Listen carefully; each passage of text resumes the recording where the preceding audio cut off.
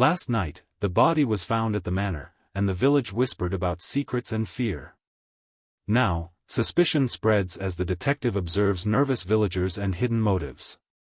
Welcome to Unsolved Mystery Vault. I'm your moderator Falcon, Episode 2. Where are you watching from today? Let's solve this mystery together. Episode 2, The First Suspects. You were near the room earlier, weren't you? Jonathan Blake ran. The moment Miss Marple calmly spoke his name, the color drained from his face, and before anyone quite understood what was happening, he turned sharply and bolted across the lawn. For several seconds the entire garden froze in stunned disbelief. Then Inspector Finch shouted, "Blake! Stop!" But Jonathan Blake had already reached the iron gate at the edge of the garden path. And that was the moment everyone in Little Brackford realized something far more frightening than a sudden death had occurred. Arthur Penberry's killer might be standing right among them. The quiet charm of the charity tea had vanished entirely. Within half an hour, Rosewood Manor had become the center of a full police investigation. 2 constables arrived from the nearby station, and the gates were closed. No guest was allowed to leave until Inspector Finch had taken statements. Jonathan Blake, however, had not escaped. He had run no more than 200 yards down the lane before colliding with Constable Pritchard, who had been cycling toward the manor after receiving the telephone call. Blake now sat inside the manor's small study, guarded and visibly shaken. Inspector Finch stood before him. "You understand," Finch said calmly, "that running from a murder investigation is an extremely unfortunate decision." Blake wiped sweat from his forehead. "I panicked." "People often do," Finch replied. "Especially when they think they might be blamed." Blake's voice sharpened. "I didn't kill Arthur Penberry." Inspector Finch studied him carefully. "Then perhaps you can explain why Miss Marple saw you leaving the drawing room shortly before Mr. Penberry died." Blake hesitated. Outside the study door, Miss Marple sat quietly in the hallway with Mrs. Whitcomb, knitting once again. She was not technically part of the investigation. But Inspector Finch had already learned that ignoring Miss Marple's observations was rarely wise. Inside the study, Blake finally spoke. "I went inside for a drink," he said. "Arthur and I had been discussing business matters earlier. I needed something stronger than tea." "Did you see Mr. Penberry?" "No." "Did you prepare a drink?" "Yes, a whiskey." "And Mr. Penberry's glass?" Blake shook his head quickly. "I didn't touch it." Inspector Finch watched him for a long moment. Then he said quietly, "Miss Marple claims you left the room in a hurry." Blake swallowed. "I realized Arthur was coming inside. I thought it might be awkward. We'd had a disagreement earlier." "What sort of disagreement?" Blake hesitated again. Finally he said, "Money." The revelation spread through the manor quickly. Guests whispered among themselves as Inspector Finch continued his interviews. Miss Marple, sitting peacefully near the veranda doors, listened with gentle interest as fragments of conversation drifted through the air. Arthur Penberry, it seemed, had not been quite as financially comfortable as the villagers believed. Jonathan Blake had been his business partner in several London investments. And according to Blake's reluctant statement, those investments had recently begun to fail. Quite badly. "He owed me a great deal of money," Blake admitted. "How much?" Inspector Finch asked. "Nearly £40,000. That was enough to make anyone uncomfortable. But perhaps not enough to commit murder." Miss Marple clicked her knitting needles thoughtfully. Money, she knew, was a powerful motive. But it was rarely the only one. The next interview proved even more interesting.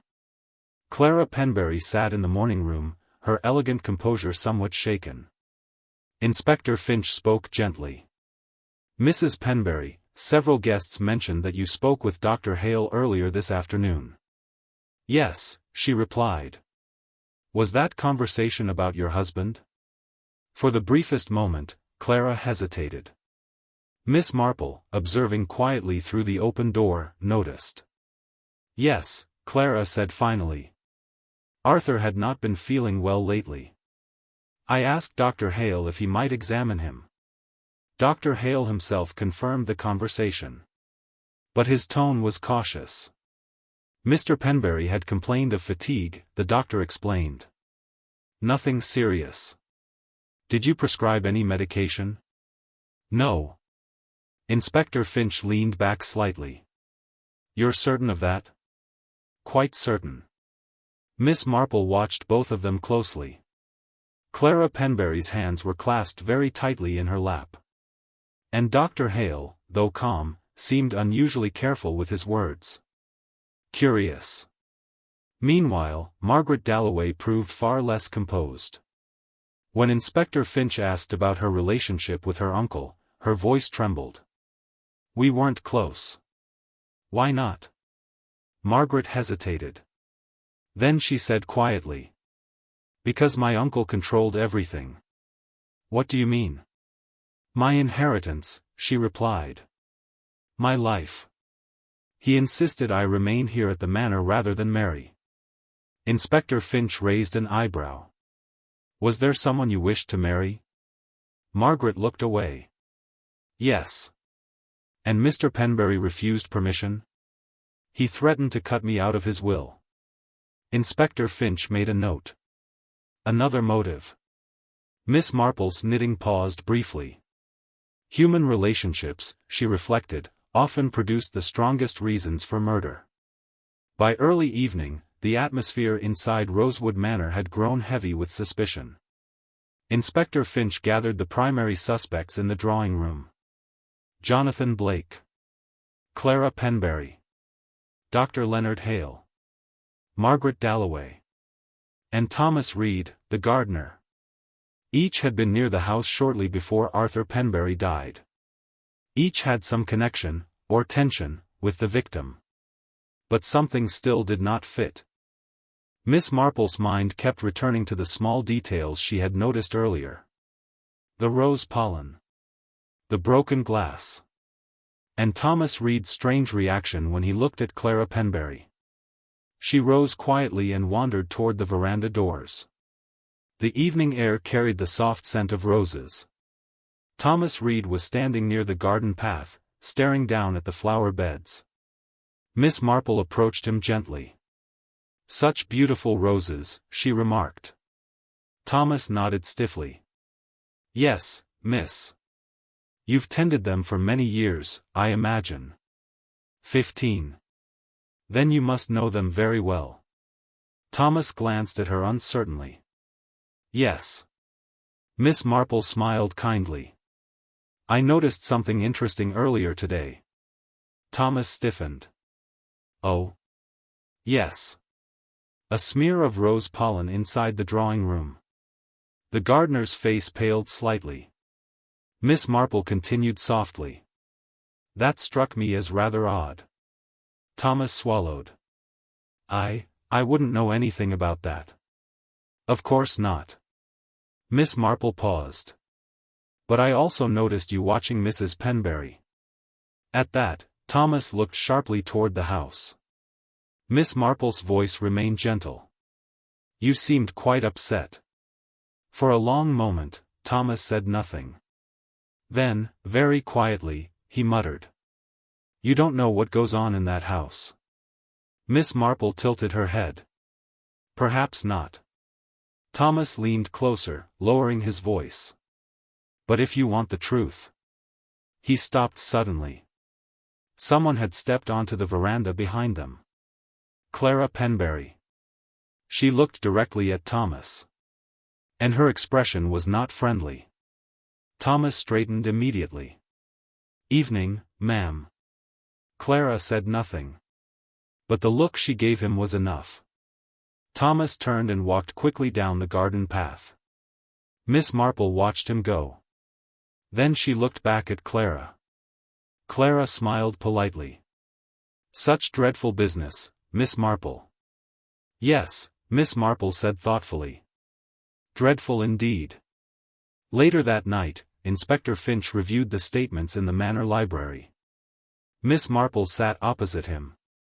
You have several suspects, she said gently. Too many, Finch replied. Blake had financial motive. Margaret had inheritance motive. Clara's behavior was uncertain. And Dr. Hale had been alone with Arthur earlier that week during a house visit. Miss Marple nodded thoughtfully. Yes, but motives are rarely as simple as they appear. Finch sighed. And what do you think? Miss Marple folded her hands. I think someone in this house is hiding something very important. Who? Miss Marple did not answer immediately. Instead she asked. Inspector, has anyone examined Mr. Penberry's study? Not yet. Perhaps you should. Finch frowned. Why? Miss Marple's eyes twinkled faintly. Because people who keep secrets often leave them written down. 10 minutes later, Inspector Finch unlocked the study door. The room was quiet. Moonlight filtered through the tall windows. Finch began searching the desk drawers carefully. Most contained ordinary papers. Bills. Letters. Business documents. Then he opened the bottom drawer. Inside lay a leather folder. Finch opened it. And immediately sat upright. Inside the folder were several handwritten letters. Each addressed to Arthur Penberry. Each demanding money. And each signed with the same name. Thomas Reed. Inspector Finch stared at the letters in disbelief. At that exact moment, Miss Marple appeared quietly in the doorway. Inspector, she said softly. You found them, haven't you? Finch held up the letters. These are blackmail notes. Miss Marple nodded slowly. Yes. Finch's voice hardened. And they're written by the gardener. Miss Marple's expression became thoughtful. Yes, they appear to be. Inspector Finch closed the folder. Well then, he said grimly. I believe we've just found our murderer. But Miss Marple did not look convinced. Instead, she gazed thoughtfully at one of the letters. And murmured almost to herself. How very strange. Because something about the handwriting felt terribly familiar. And at that moment, Miss Marple realized something deeply unsettling. She had seen writing exactly like it before. Very recently. Inside the manor. But not from Thomas Reed. From someone else entirely. People reveal much when they think no one is watching.